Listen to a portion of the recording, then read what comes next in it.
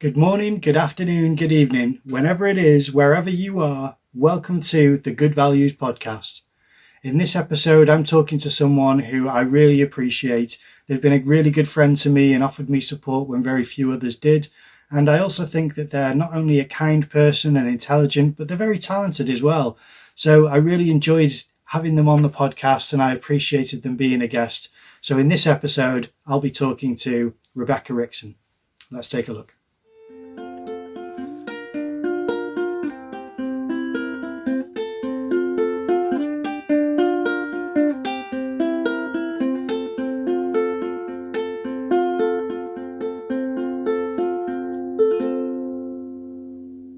Would you mind introducing yourself for the audience? Oh yeah, of course. So I'm Becky Rixon and I've just finished my final art degree and I have 2 jobs, one in childcare and I work in Sainsbury's as well. So none of those are art related. Are you going to venture back into the arts aside from those jobs? Are you going to try and sell any work or get any work to do with art at all? Probably not, to be fair. I'd rather just keep it personal. Yeah. Because I've shown my work to people and then just kind of given up with that at this point. Really? But, yeah. So was that not the case before you'd started university? Well, I really wanted to go into art. And I knew that at 13. I was like, I want to do an art degree. And I don't know. And then I got to A-level and I was like, yeah, you know what, I'm going to carry on with what I wanted to do when I was 13. Yeah. And then, I don't know, when you study it, it's a bit different. It is, isn't it? So what were your materials, what were your media that you would use before the fine art course? Well, I did loads of drawing. I hated painting. I hate painting. But then, obviously I started painting and was like, oh yeah, still don't like it, but it's okay. Yeah. Then I started doing photography and projections and stuff, and working with smoke and stuff. I love that. Yeah. Yeah. I mean, I will say, I've always said to you that I think you've got a real eye for strong imagery, great colours, and you were very good at drawing. I could tell that from first year when I saw the drawing that you'd done of rocks, and I think it was a lake or some kind of, something behind the rocks. There was some kind of scenic landscape that you'd drawn. And I thought, she's got the texture, she's got the depth, she's got talent. And I was expecting to see more of that around the studio. And you were one of the very few people who could do that type of thing. And I had kind of high hopes for you and I and for others like us who could draw. And similar to you, I find painting a bit of an ordeal, but I'm trying to push through it because I get stressed out with painting where I don't with drawing. It's a real weird difference. Yeah.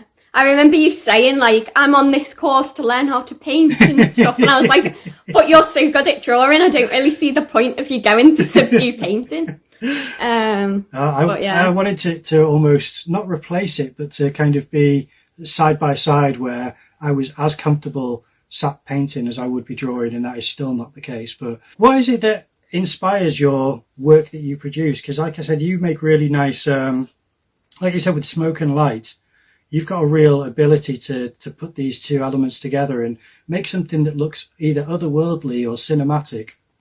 What influences your choices? Well, I've always liked, when you go into the theatres and stuff and you see the smoke when they do performances and things like that, and it just creates an atmosphere and you go into that atmosphere and you forget about your whole life. Yeah. When you're not watching that. It's like when you go in the cinema, it's a completely different atmosphere to what you're used to. So I just like not being in reality, I guess. Yeah. Are there any specific performances that you've seen in the theatre or at the cinema or music performances or anything where you think, I remember I went to see this and this was really, had an impact? Well, not really. No? Nothing specific, but just generally that world building that happens, yeah? Yeah, pretty much. Yeah. Brilliant. Well, let me think. So, have you been to see any art exhibitions recently? Have you visited anything at all in the last couple of years at all? Let's think. I I feel like I was at something the other day and we were walking around going, this is so boring, but I can't remember what it was. I suppose with COVID, it's kind of not as common that you go to visit things either, maybe. Yeah, I can't remember what it was now, but nothing that I can think of. It couldn't have been that good if I can't remember. No. Oh, right, okay. No. I suppose if you could have any ideal kind of pathway through artwork, what would you like to do? What would you ideally like to pursue with artwork if you could?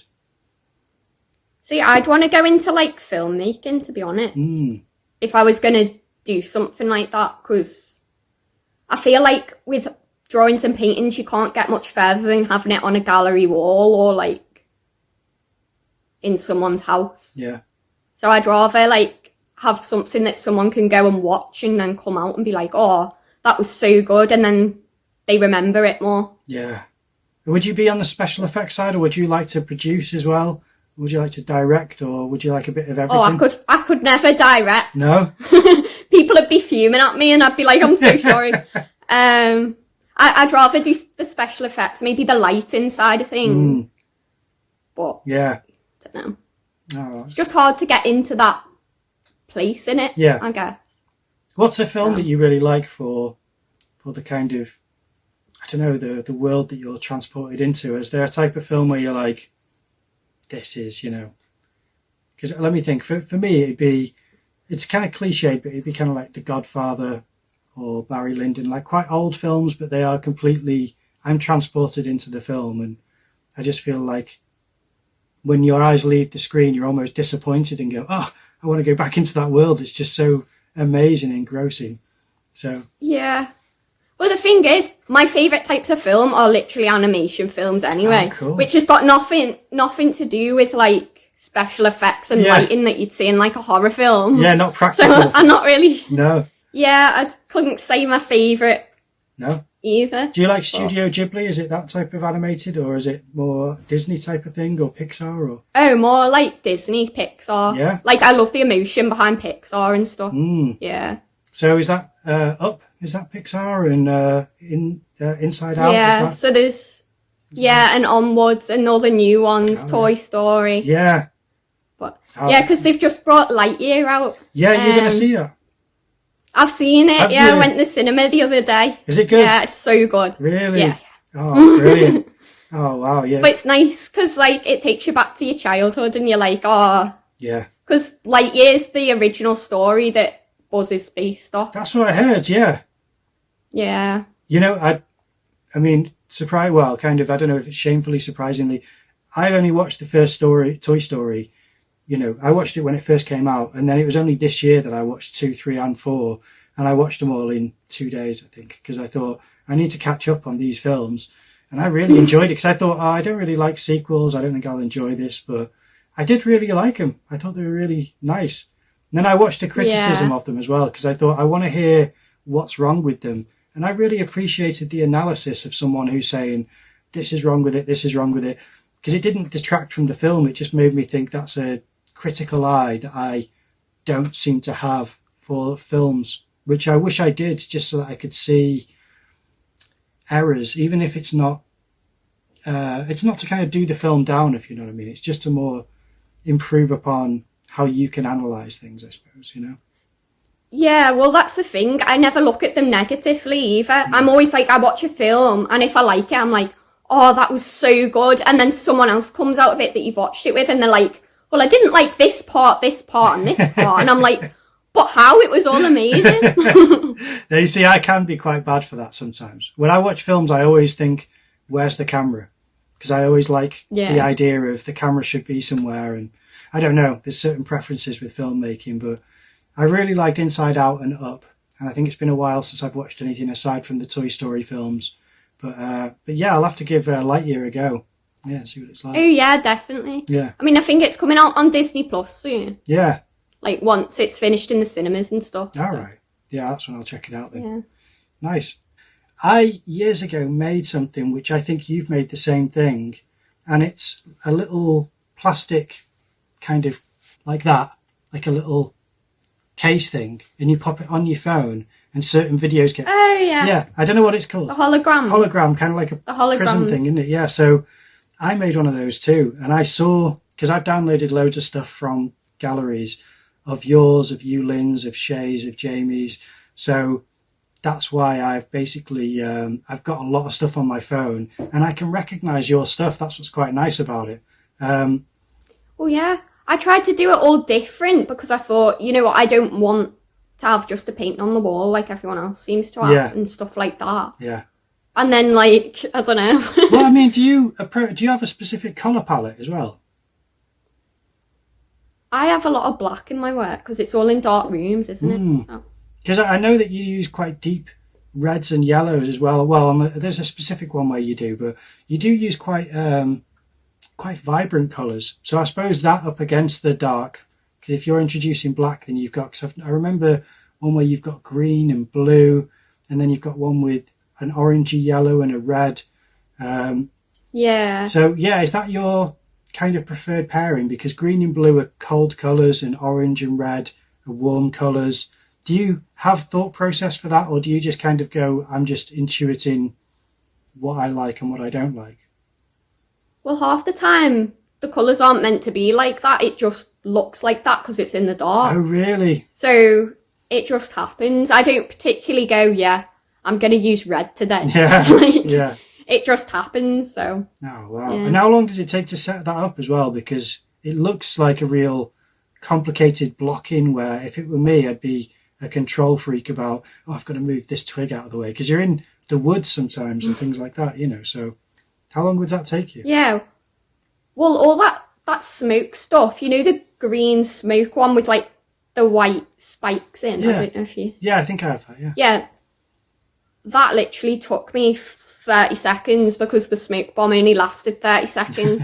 So I was like, right, I'll set a video up, set this smoke grenade off, and then just, like, hope for the best. Oh, nice. So, and you've done a bit of computer. they don't take long. They don't take long. Because, I mean, is there one which has taken much longer, though? Is there anyone where you're like, this one was a nightmare because of the logistics of it, or are they all quite simple? They're all quite simple, to be fair. I mean, the longer thing for it is coming up with the idea. So it's like, what can I do next? Let's just do this. Yeah. I mean, I suppose that was difficult to sketchbook as well. Did you go through the same thing which I and several other people did, where you do the artwork first and then you just pretend with the sketchbook, you just start making things go, yeah. Oh, 100%. Yeah. Yeah, my sketchbook was full of screenshots from my videos. So it was literally just like the video in picture form in the sketchbook, and that was my whole thing. That's quite. And then I'd be like, I'd have like a massive gap in the page, and be like, right, what can I write in this gap? Try and make it look full. Oh, it's so difficult to try and retroactively fill in a thought process and go, this is how I came up with the idea. So yeah, that's because I was thinking that's got to be difficult to try and go, I'll work out in a sketchbook how to make a smoke bomb effect with dark and light, and because things like that are quite, to me, that's what I mean by values as well in the podcast, by tonal values, what's dark and what's light. And you've got quite a good sense of how to compose an image with dark in it so that it's not overpowering, or light so that it's not imbalanced. Is that something that you've had experience with before doing these types of things for you? No, not really.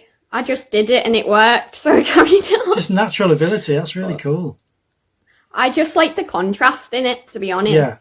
But like sometimes you'll take the photo of like the projection or whatever it is you're doing, and it doesn't look right, so you can just go, right, I'll just edit this to make it a bit darker. Nice. Okay, that's good.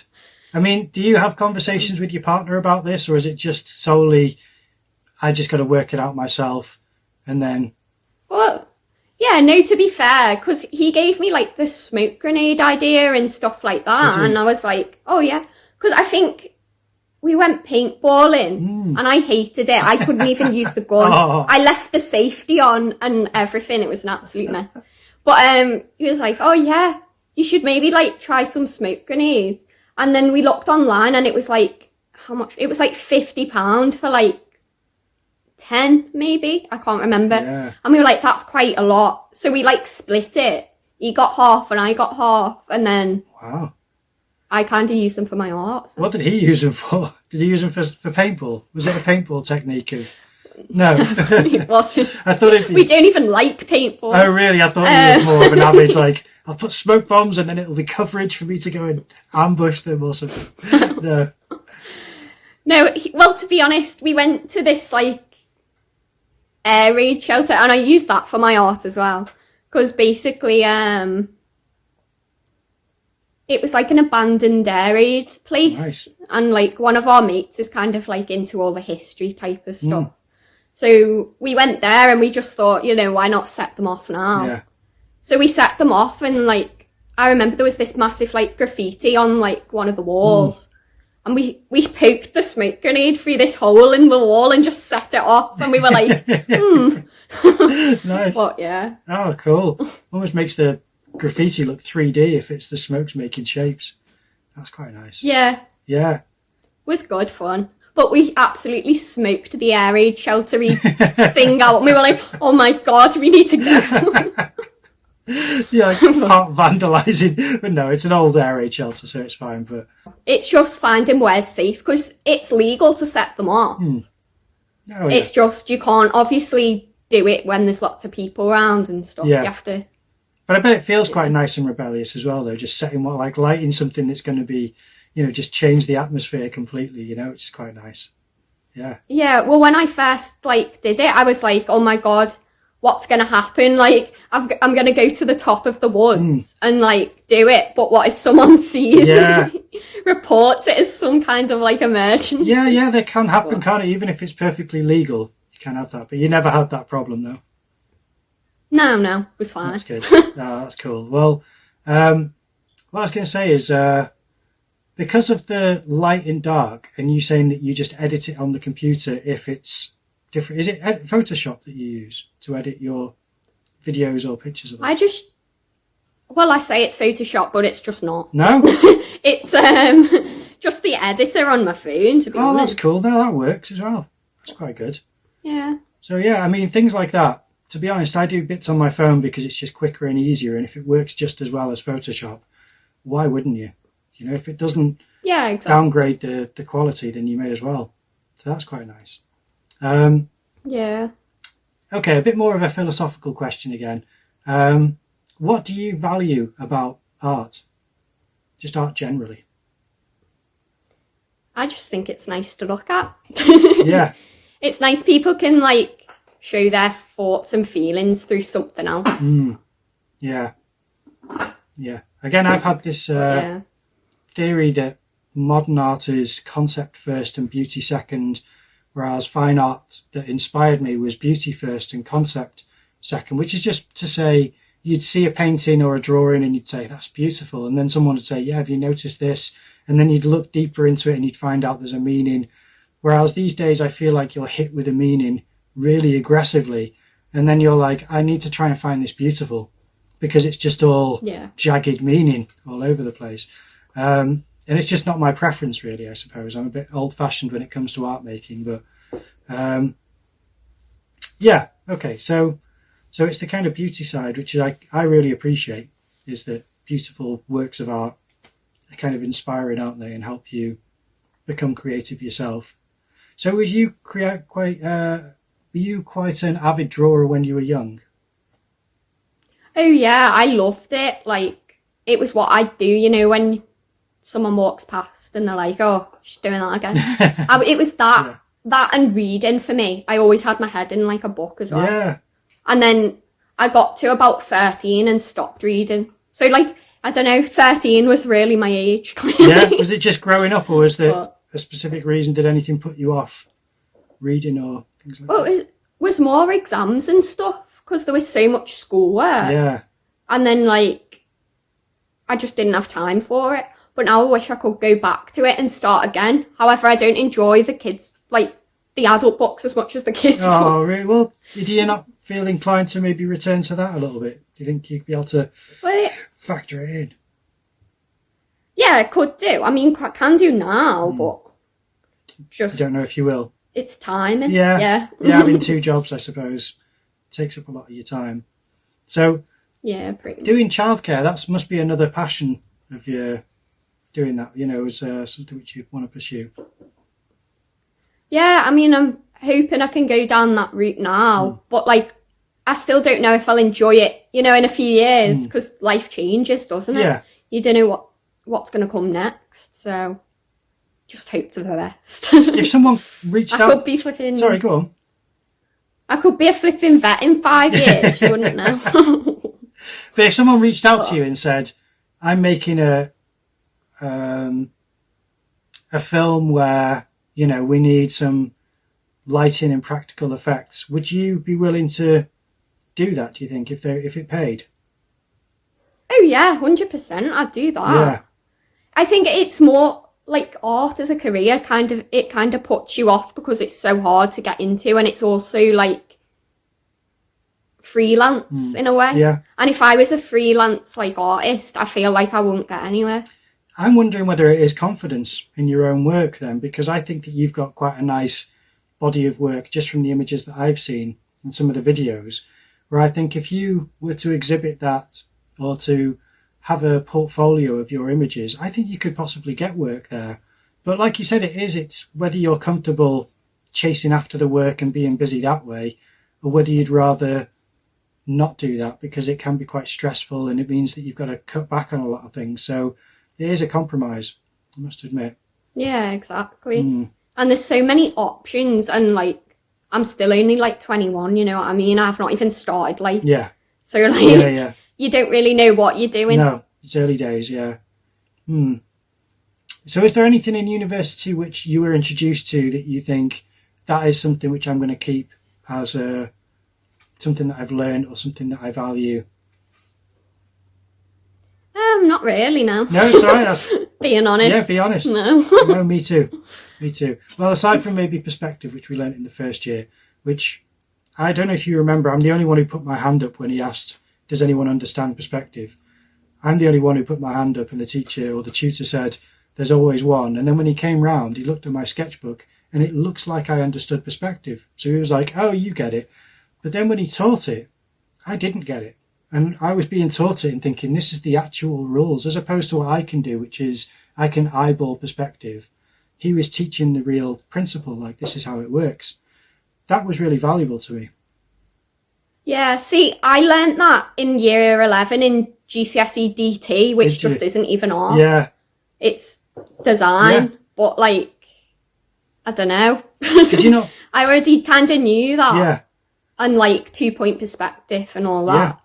That's the thing is... So it wasn't really... No, I'm a real dropout for school, so I never did any of that. Like I was, you know, as soon as I did GCSEs, I just kind of left and got a job because I was just done at that age. But yeah, I suppose because you are a draftsman, which is, you know, just someone who's good at drawing, you'll understand perspective more than what most of the other people in the studio did who didn't draw, I suppose, who were a bit more... just had different interests, I suppose, or different kind of directions with it. Wow. Well, I think it's how you've been in life as well. Like, if you were very, like, into school and stuff, you probably might have known that. But if you weren't so into school, then, like, you don't really care, do you? Yeah. Because it's very technical. Yeah, it is, I suppose. So, yeah. It just depends, like, how you've been brought up and taught, really. Here's a strange question. If I were to say picture an apple in your imagination, could you visually see an apple in your imagination? Oh, yeah, no, I can see an apple. You can? Okay, because I... Yeah, because I watched your Did thing. You? And aphantasia. Okay, because I can't, and I discovered in that episode that I can't.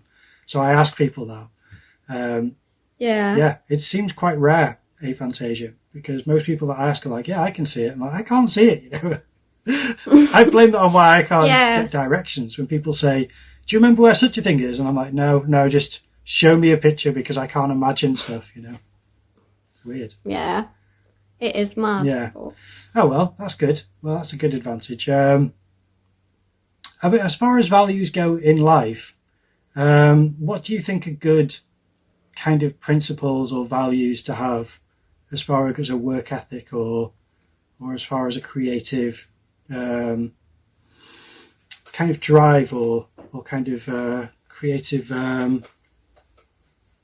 what would it be? Sensibilities, I suppose. Do you have any kind of values that you think of where you kind of look at anyone creative and you're like, I like that person, that creative person, because they specifically have these qualities and I value that?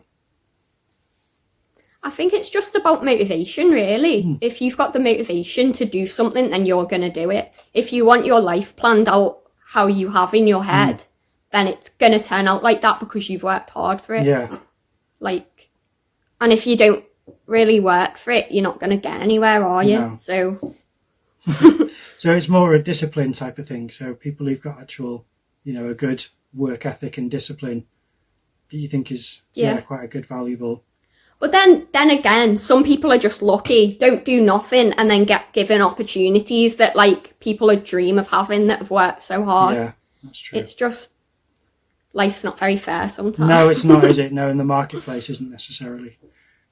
When you used to do drawing, did that stop as well at the age of 13? Did you have to take a break then, or did you keep drawing throughout that age as well? I kept doing it because obviously you've got art as your lessons and stuff like that, so I kept it up really, and that's when I like started to really like it, you know what I mean? So what was your preferred kind of subject? Would it be landscape or portrait or both, or would you do a bit of everything? Would you like try to draw vehicles as well and buildings, or would you just go to more natural things? What was your preferred thing? Well, I started out drawing animals. I love doing animals and stuff, because I do love animals. Yeah. But like, then I went into portraits, and I was like, oh, I'm not going to be very good at portraits. But then like, I was actually decent at them. And then for A-level, I did like identity, because obviously school always give you a basic brief, and it's always something like identity or childhood or something so basic.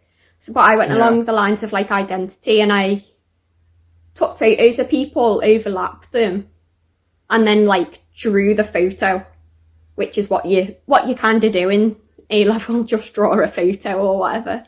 Yeah. It's quite interesting with the overlap. So you've got several faces on top of each other. Yeah. And it was all about like the confusion of who these people are and stuff, how like other people affect the person you are.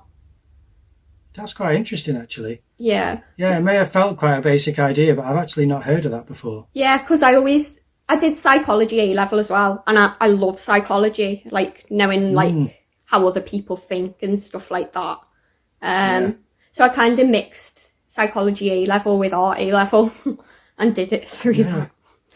But... No, that would have been really good, because I suppose there's lots of, they call it like micro expressions and things, which could have been a series of studies. I don't know if you've, because did you do a lot of drawing? Did you like do tons of it? All my A-level was drawing. My whole A-level was based on like other people and stuff like that, yeah. Because I did, I started that project with like maps, and then like drawing people's faces over the maps of like that person comes from that place, and then kind of built it up to be like, oh yeah, so these people also affect this person and make them the person they are, because apparently you as a person are like the 5 people around you. I can't even remember what that quote is. I can't remember. It's like the 5 people closest to you will make you. Wow. Yeah, I've not heard that before. That's quite interesting. Yeah. Huh. So it's kind of a bit of a product of your environment kind of philosophy, I suppose. Yeah. Nature versus nurture debate and all that. Yeah. Psychology is quite an interesting one as well. I mean, are you still interested in psychology? Do you still watch things related to it? Oh yeah, I love it. I mean, it's kind of like, when you watch the documentaries about those murders and stuff like that. I love all the psychology behind them and all the crime thrillers and stuff like that. But I just think it's mad how people can do that and what goes through their mind. Because normally I always have such like a happy perception of everyone. And then, like, you realise what that person's truly like, and you're like, wait, how can you be that person? You weren't that person in my head. You know what I mean? Yeah. Like how they justify things can be quite interesting as well, isn't it?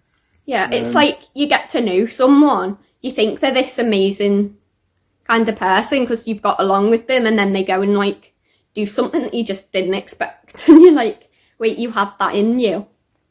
Yeah. So. I did hear recently on a podcast someone say that for the first 5 years of a relationship, you're being dishonest because you're trying to... And I just thought, I was never... I mean, I've not had a lot of relationships, to be honest, but I'm never that insincere with who I am. I know that it changes you being in a relationship because you try to present the best version of yourself, but the idea of being like purposely dishonest to try and hide who you are, I don't know. I can't conceive it. And I know it may sound like, I'm just too good a person to do that. I don't mean that. I just mean more, that just seems like effort that I wouldn't make. I'm too lazy to kind of take on a fake persona. Yeah, definitely. Like, I don't see the point, especially if you're going to say, oh yeah, the first 5 years of a relationship, you're not that person. Well, what's the point? Because you've got to spend a lifetime with them. Why lie to them? It might have been, they may have been exaggerating. I'm not sure on this podcast, but it sounded like they were saying until you're with someone long enough that they just accept you, and then you start letting in what your flaws are. And I'll be honest, I've never had a 5-year relationship, to be honest. The only relationship I've had was 2 years, and that was, only just 2 years, and then that was it. But it's still, I just can't imagine not. I don't know. It just seems bizarre to me that people would be that type of duplicitous approach to connecting with someone. But that is partly, I think, part of what you find out with these murderer programs, where they kind of go into who the person is kind of, they feel that they're smarter than everyone else, so they can create this persona to trick everyone, is usually what the theme that I usually find in them. Yeah. You're not fine? Yeah, no, definitely. Well, half the time they've got, like, a husband or a wife back home that's just totally oblivious. Yeah. Like, I'd hate it's a weird that. superiority. Like, imagine if you were, like, that person back home and then your partner was going off killing people in the background and you just didn't have a clue. Well, I don't know about you, but when you see the partner, sometimes they're just in denial about what the murderer or the person who did the assault, the partner will deny it. Even if there's a part confession or there's enough victims speaking out, where obviously not murder victims, but victims of the assault speaking out, where it's, not really in question. It's kind of confirmed that this person is a serial abuser, and the partner will still kind of seem to deny it because it does seem to be just too much to accept that someone would have that duality about them. But it makes it really, like, I don't know, scary, and makes you wonder how prevalent that is in society. But I always imagine it's quite fringe, to be honest. I don't think many people have that type of, I don't know, two-sided nature to them. I don't think, anyway. Yeah, well, you'd hope not, but, like, you never know anyone 100%, do you? So. No, that's true. Yeah, it's scary. Yeah, I kind of try to make sure that I don't have too much apprehension about connecting with people still. I always say that it's still best to try and be as open and welcoming to people, regardless of how much you learn about the bad sides of people's nature. But yeah, anyway, to take a complete left turn on this now, I'm going to ask a couple of questions which I ask on every episode. The first one is, what's the most beautiful thing you've seen today? It can be anything. It doesn't have to be anything spectacular. It can be the smallest thing. It's just something that you remember that you saw beauty in. I kind of like the plant behind you, to be honest. Oh, really? Which one? This one? Yeah, that one.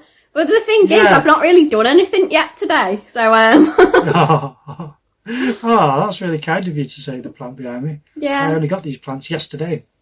Oh, really? Did you actually? Addition to the studio. Oh, no, I think they're really nice. See, I love all the greenery. I've got, like, a little bonsai there, and I've had him for, lovely. like, I don't know, 2 years now. But Oh, nice. Yeah. I just thought I've got to try and beautify my environment a little bit. It was all a bit too, books and boxes and tools and things, but that's very sweet of you. I asked a professional illustrator that a couple of times, and to the extent where he recognizes who I am, this is online and he's South Korean, so he had to get a translator to tell him that. But he always recognizes this question, what's the most beautiful thing? And he rejected the question every time. He'd say his toe fungus, he'd say what he flushed down the toilet that morning, and he would not answer the question honestly because he didn't like it. But I still love him. I still, follow and watch him and think he's fantastic. But it's funny how he just can't answer that question. And he's someone who can conjure whole worlds from his imagination with no photo reference at all. Completely, masterful. So yeah, that was it's funny to see how different people answer that. So that's quite nice. The other one is a bit of a double question in one, which is, what do you like and what don't you like about your own artwork? I don't know. The thing is, I just kind of do it and then I'd like it or don't like it, and it just depends which one you're talking about. So think about one that you do like. What do you like about ones that you do like? The atmosphere. I like the atmosphere it creates. But then sometimes I don't like the composition of them, or how that colour just isn't right, I guess. But because like I said before, I don't really concentrate on colours. But if it's not right in the final thing, then it's still a bit rubbish. But you kind of sense it more than... Yeah. Have you ever studied a composition course to follow rules of composition or anything like that? Or do you just kind of intuit what works and what doesn't work? No, I just do it automatically. I always remember this was year 5, so I don't know how old I was, 10. My teacher turned around and was like, you know what, you're really good with layouts. And I was like, oh yeah. But the thing is, that stuck with me ever since I was 10. Yeah. And it's mad what people can say to you at a young age that really stays with you. Yeah, that's true. It can be bad in a way, but to be honest, it's true for you, because I have noticed in your work that you've got a real sense of it. That's why I asked whether it was something that you'd studied or something which you just intuition-based application of composition, because it feels to me like you have a sense of that where other people have to study that type of thing. And it's nice to know that you can feel your way around. This works, this is a bit off balance, this needs more here or whatever. So when the composition's wrong, you don't like it when you feel like it's maybe too heavy on one side or it's just not balanced in some way. Yeah, pretty much. I like balance and symmetry in a lot of my stuff, because it's if it hasn't got that, it just doesn't feel right. Yeah. You kind of just know in your your head if you like it or not. I might not include this part, but I'll ask you about it anyway. Excuse me. Losing my voice. I'll ask you about it anyway. Part of the work that I downloaded of your work that you'd submitted was computer-based layers of colour and things. What was that done on? That was done on an app on my phone again. Can't remember what app it was. Well, the thing is, a few years back, there was Adobe, was it a Sketch, I think? I think it was Adobe Sketch. And, I did it on that for ages. And then all of a sudden they put an announcement out, we're closing this down in, January. And I was like, well, what am I going to use now? Because I've still got, 6 months left and I don't know what I'm going to use. Yeah. But I made do somehow. So. Yeah. Because those were quite different from the other things that you make with regards to, your drawings or your practical effects that you create. Because it was very 2D, you still used layers, but it was... I'll put up imagery of it if we're going to use this section, because I didn't know if you'd... I remember you saying that you weren't as attached to that at the time when you said I was just doing stuff to do stuff at uni. Is that how you felt about that, or was there parts of the computer work that you quite liked as well? No, I did like that. I did like that stuff. It's just, it didn't fit with my project. But as a singular piece, I really liked it. So, yeah. But that came from A-level again, because in A-level, the whole idea of getting the faces overlapped was done by overlapping the photos. So I did the same technique, just with different images, and they came out like really like different. If there was a theme running through your body of work so far, what do you think would tie it all together? Is there something where you're, driven from a first step of whether I'm drawing or creating practical effects or doing computer work, this is something which holds my interest throughout every piece pretty much? Well, I always found I was using layers. So it was like, oh yeah, layers for this, layers for that. God knows what I meant by that, but it was just layers, you know what I mean? So it's kind of depth, really, isn't it? Yeah. I mean, layers creates depth, I suppose. Yeah, definitely. So that's quite interesting. And then obviously you always say atmosphere and environment, so that's quite nice themes as well, I suppose. Yeah. So yeah. Because you're not exploring an art career, it's kind of difficult to get talking about potential, because I usually ask, like, what do you want to see in your future of art making and things like that? And people say, well, I'm going to try and go to galleries and I'd like to do this and I love the idea of doing a show. But I suppose, unless I kind of like say, if you could, in an ideal world, because I know that it's sort of, this isn't something that you're kind of working towards at the moment.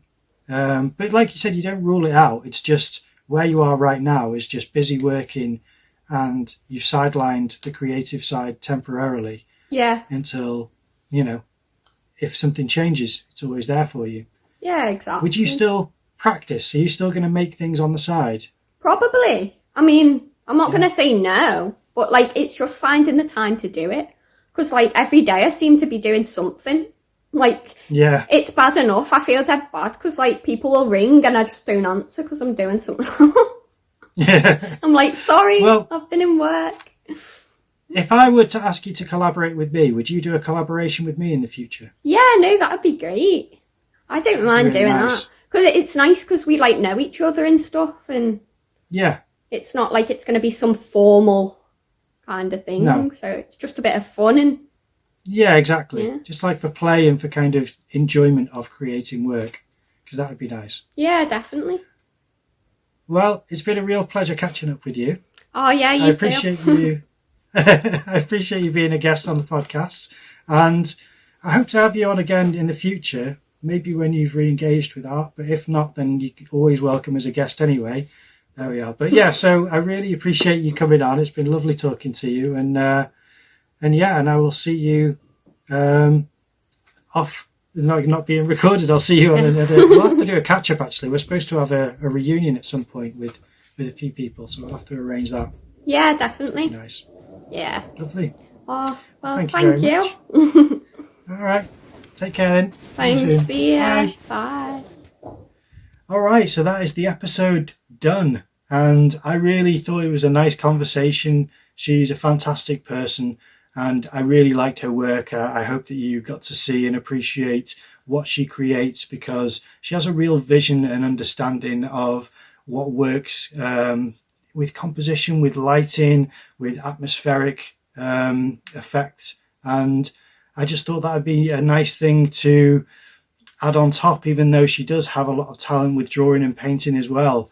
I hope that she does return to the arts, because at the moment, as you heard, she's now departing from that discipline at the moment, but it's early days, and I am going to see if she will collaborate with me in the future, because after mentioning that to her, I do think there's potential for collaboration there, because she is really very good at what she does. But either way, whether she does or she doesn't, I really appreciate her being on the podcast. I hope that you enjoyed it. If you did, then please leave a like, comment down below, subscribe to the channel, ring that notification bell, and I will see you in the next episode.